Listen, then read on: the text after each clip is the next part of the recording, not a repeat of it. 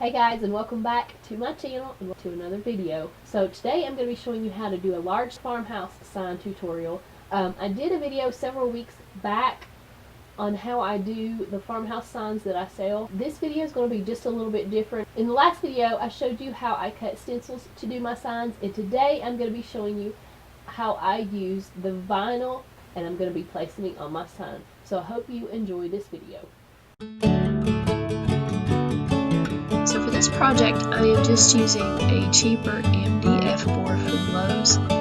It's about an 1/8 inch thick, and I've already cut it 24 inches by 35 inches. And I'm just going to go ahead and paint it with a white paint. This is a little bit of an off-white paint, and I put 2 coats on and let it dry for about 24 hours.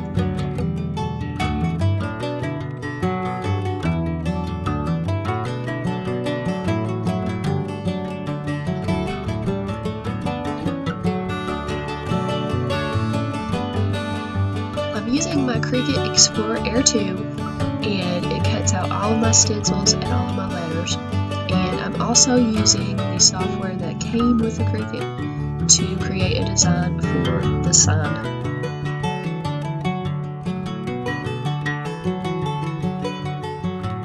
Today, instead of using this cheap contact paper that I usually use for my stencils, I'm going to use the actual vinyl for the Cricut. Now this I got from Amazon, adhesive vinyl, and this is in the matte. This comes in a 12-inch wide roll, and it is, I believe, 10 feet long. I'm using a 12 by 24 inch cutting mat to cut out this design, and I also divided the entire sign into 3 separate cuts because it was so large.